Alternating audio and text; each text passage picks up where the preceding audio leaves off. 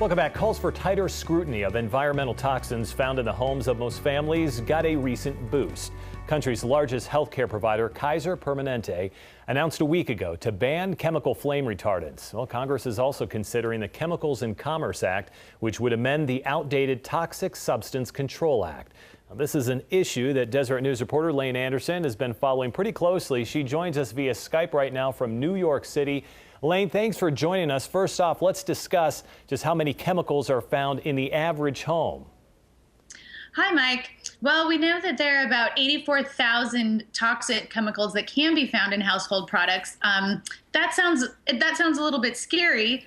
And on top of that, we also know that there are at least 232 toxic chemicals that have been found in children, in newborn children. So what we do know is that there's a lot of chemicals out there and that they are making their ways into our bodies, and we're not totally sure what the effects of those chemicals are. Yeah, it's something that we may not know down the line. They may not be immediate. So what message is Kaiser trying to send with their pledge here? Well, one thing that we do know is that some of these chemicals are damaging. It's a matter of debate how damaging they are and in what amounts they're damaging. But one of those chemicals that they know causes problems is flame retardants. And a lot of research has shown that that can cause brain damage and dysfunction in children. And so that's one of the reasons that flame retardants are sort of coming under scrutiny right now. And that's one of the reasons that Kaiser Permanente has decided to pledge not to buy furniture that uses those chemicals. Okay, let's talk about the law then for a moment. What would the Chemicals and Commerce Act do if passed by Congress?